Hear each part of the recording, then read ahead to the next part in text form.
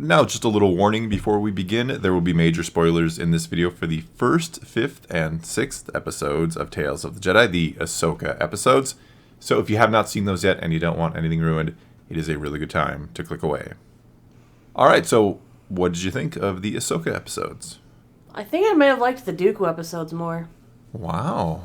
I think I liked the Dooku episodes more too, quite honestly. I think they were a little more meat on the bone of those episodes. I think they messed with canon less. Well, yeah, we'll get into... That is king to me, so... Canon is king, I've said it before. We'll get into the canon repercussions, mainly conflictions with the Ahsoka novel later on. But first of all, we'll run through the episodes kind of in order. Alright, so life and death. Literally Ahsoka's birth. Because literally Filoni her birth, yes. really wants every second of her life on screen. Yeah, it was. I mean, it's a fine. It's honestly, this is kind of what I expected out of the entire series. Kind of more symbolic, not really. You know, I kind of thought that's what it would be. They actually feel like episodes of Clone Wars, kind of shorter, or kind of spread out over different episodes, I guess, of this show. But I kind of expected more, like I said, more symbolic, more just visual rather than. What I really liked about this episode. We know Ahsoka didn't get, picked up by Plo Koon until she was 3. Yeah. And you can see in the later years of Ahsoka that she's kind of, in a way, returned some of her, principles back down to her village's original beliefs about respecting life. Yeah. Not fearing death, don't look away from it. Yeah, I mean, I like the theme. Like I said, this one, of all the episodes, this one was the most kind of, I guess, of a message, about the circle of life and death, as the name kind of implies. And yeah. Her mom, Pavti, follows the traditions of their village. Yeah. We all kind of find ourselves in that circle of, life has to be taken sometimes to preserve other life and so on. And it is kind of the theme throughout the entire arc, you could say. How we saw Ahsoka later on, not to get ahead, she realizes that, by her hiding, that it's, she's not playing her part, I guess you could say, and her hiding causes death But not to get ahead of myself. I mean, you are getting ahead of yourself. But I know. There's a general theme. Like I said, this is the Ahsoka comes back to this. I mean, after eventually we know she leaves the Order, the Ahsoka we see in Rebels feels more like a member who would have been from this village. Like she's really come to almost understand more. I mean, she's not that Snips, the looking for battle. Like she's found this peace that her village actually seems to show as what they are. Well, living in harmony with nature, which is what the Force is really all. That's that's kind of what it's all about, right? You find the balance, between what you need and what you want. Essentially, that's kind of the message of Star Wars being, selfish versus selfless. I've said it all the time. The more you take for yourself, the less others have. It's just kind of one of those themes, and it's again showing that sometimes things have to be, taken and respected for taking. They take the life of the creature. They respect the creature that they kill, and the creature, was just doing its thing too. It was trying to get a meal like they were. So it's kind of a, it's got its theme. Like I said, it's a fun little episode. It's good.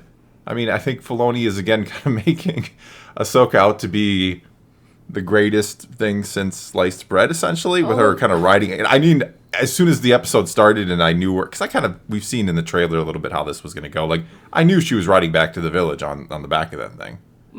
Because, I mean, Filoni has kind of gone maybe a little too far with Ahsoka at this point. Yeah, well, it is waifu, so. Yeah, it's, I love Ahsoka. It's not a criticism of the character. It's not a criticism of Filoni per se, but I think he's in love with his own creation here. All right, let's move on to, I think this one's my favorite of the 3 Ahsoka episodes, Practice Makes Perfect, episode 5. It was, it kind of explained a part of the Siege of Mandalore arc, how she, was so good at, handling all these clone troopers because she's been practicing for years. Well, it's funny that, she's training with droids. Everyone's like, oh, she's so great. You see young Kanan there, like, she's so cool. Yes. Master, did you see? I know. That was a little much, but all right. Yeah. He's Caleb Doom at this point, too. He's not Kanan quite yet, but yes. Yeah, but Anakin's like, no praise. Yeah, even though she Anakin's did an excellent job against the droids, because the practice droids are simulating battle droids. Yeah, but he doesn't like the test. Well, no, it's not really practical. I mean, it's practical for fighting in the Clone Wars, but it's not practical for anything beyond that. And you see them fighting in the, arguing in the hallway in front of the other Jedi, and you can see that they're still conflicted as young relationship. But that's cool because you do kind of see the resolve later when he has an outburst when she's like, this is too hard. This isn't what I'm training for. And he goes, it's my job to keep you alive, to train you to be able to take care of yourself, no matter the situation. And it shows how much he actually does care. Yeah, it's even though he's pushing her too hard. Well, no, it's showing. Like, I mean, it's perfect Anakin right here, right? He is. Yes, he's right. It is his job as her master to train his apprentice to take care of herself. But it's more than that. He's already becoming, someone who cares about her and wants to see her be able to, when he's not there, because that's one of his biggest hangups, right? He feels like he has to save everybody, and it's kind of odd to see him like, no, I mean, I understand you have to take care of yourself one day. It's almost kind of conflicts with what we know of the character, yet at the same time is dead on with the character, if that makes sense. Because Anakin's the type who thinks, well, I'm just going to save everybody, so. But at the same time, here he kind of recognizes the fact that I can't. So it's interesting to see this. It's kind of, like I said, it kind of conflicts, and at the same time, it's like he understands that he's not always going to be there to protect her. Yeah. And this is the only way he can protect her. Problem is that's one of the lessons he's supposed to learn from Ahsoka, right? That he has to let go. And here he seems to understand that he is eventually going to have to let go. So, I mean, you could say he grows more attached to her along the way and decides he doesn't want to let go of her, essentially. I like that. And here it's not so much that he's attached to her as much as it's like he understands it's his duty or his obligation to teach her, if that makes sense. I like that Jesse tagged her first. Sorry, Commander. No, I like that too. She's unconscious for an hour, and he's just like, she'll be fine. I mean, it was in that respect, it was probably the most enjoyable because there was actually some humor to it. And you're like, how long was that out? Oh, about an hour. But then you're like, again with Anakin, and you're like, oh, jeez. Like, you can tell she's not even, like, fully back in control, and he's like, again. But that's how it would work, right? If she's on the battlefield and she takes a shot and has to get back up, they're not going to be like, oh, well, hold on, she needs to catch her breath before we fire at her again. Like I say, and years later, because you see her outfit change, she's still fighting this way. She's still learning and practicing this way under Anakin's tutelage. This is how she's getting stronger, where she's learning. I mean, her fighting style is perfect against people, and their, Yeah. And their less predictability than it is battle droids. And speaking of outfit change, she does have a bit of a different outfit than she did back in the day. Yeah, it's not just a sports bra. Yeah, they lengthened it. Yeah, which is I'm fine with that. This is not a complaint. It should have been the whole time. Yeah, it was always a little weird that she kind of had a rather skimpy outfit for like a 13-year-old girl. Here's the Kuya look. Yeah.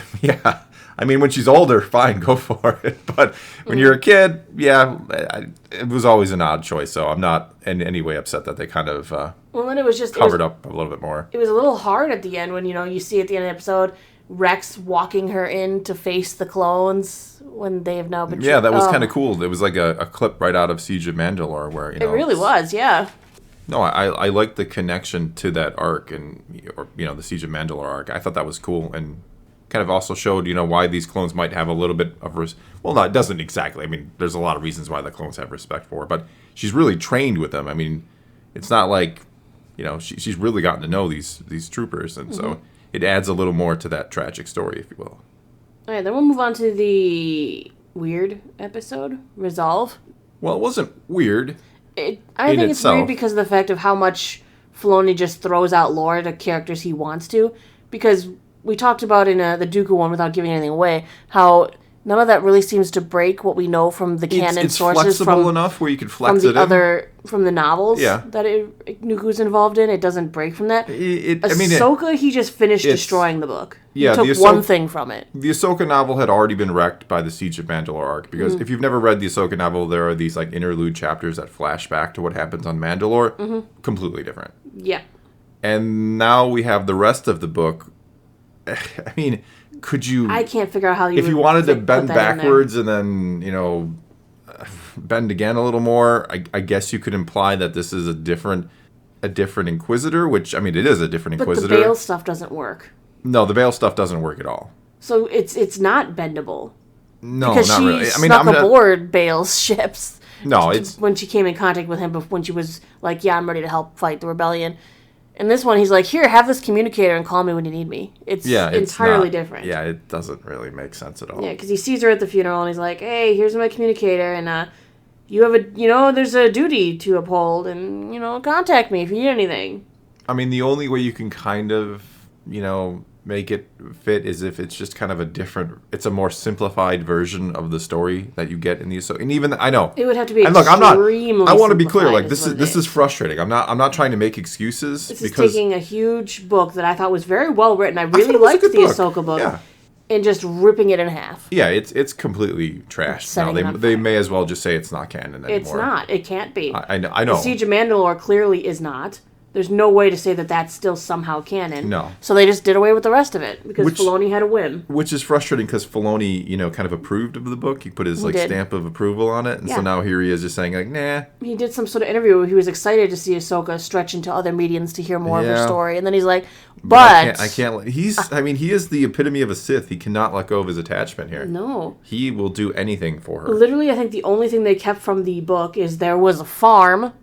Yeah, I mean, there are Ashla, there is a farm, and that she still goes by the code name or secret identity of Ashla.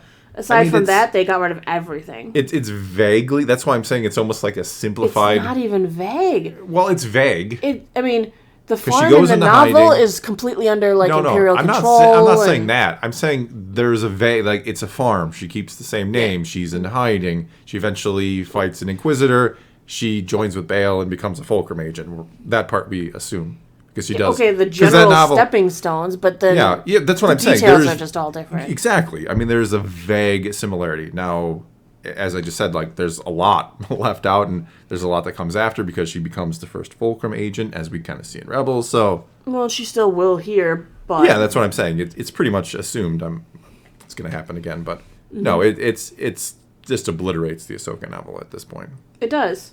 I thought it was cool that the Inquisitor recognized who she was, but without us knowing who the Inquisitor was, that recognition is pointless. Well, I'm sure there's a list of potential surviving Jedi. But they think she's dead. They think she's already gone. Yes. She faked her own death at the end of the thing.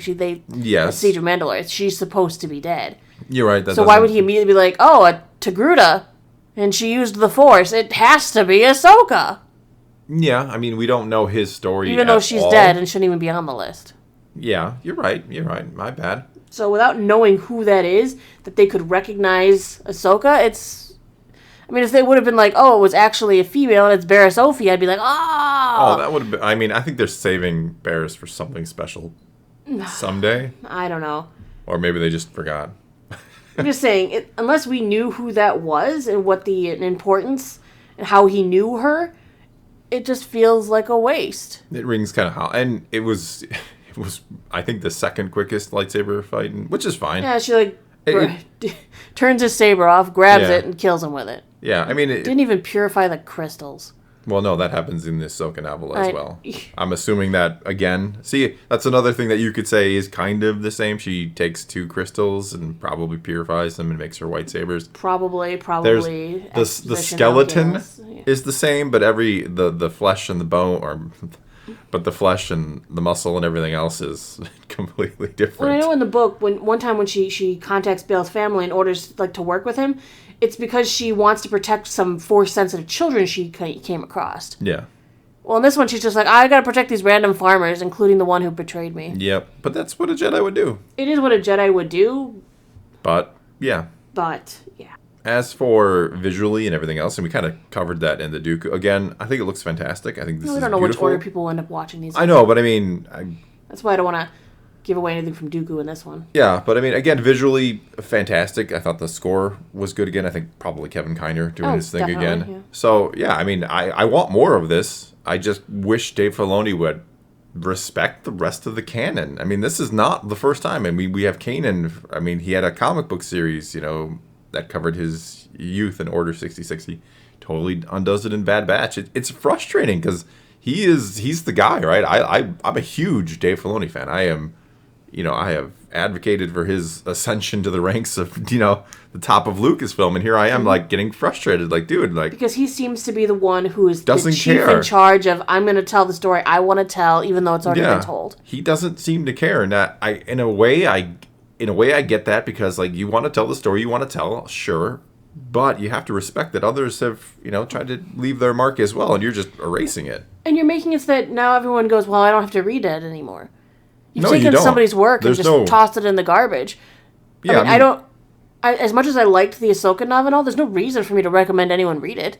Well, I mean, it's enjoyable. It is enjoyable, it's the same but way it's I would not. It's Legends now. Well, sure. But I mean, I recommend there's plenty of EU books considered not canon that I would say are fantastic reads nonetheless. And it's its own universe, right? For better or worse, Legends has become its own separate thing. But this isn't supposed to. Exactly my point. I'm actually kind of agreeing with you. Like, the problem with the Ahsoka novel, though, I would say it's a good read in and of itself, is it's not attached to anything else. It's just a standalone story that no longer plays into anything. It's not like I would say, go read Heir to the Empire, and I can give you a list of other books to read after that because they all fit into this same universe. No. This is like a book that was canon, got obliterated, and now has no home. Right. So I literally wouldn't recommend anyone read it anymore, though. Yeah, I kind of agree and kind of disagree because it's not a bad read. I still recommend reading books like Phasma. Phasma's a great book, and they haven't conflicted it. No, yeah, Phasma's actually a really good book. It's surprisingly so sad good. because she's such a terrible really character was a great in the book, sequels. But now it's meaningless. Yeah. It has no place in the canon anymore, so people really don't have to read it. Yeah. Which is really sad because, like I said, it's a great read. Yeah. Oh, well. That's Indeed. the way Filoni does it. Sadly, it seems to be. All right, well, that is all we got for you this time. So take to the comments below. Tell us what you thought of the Ahsoka episodes or what you've thought of Tales of the Jedi overall. And let's talk some Star Wars. And until next time, thanks for watching.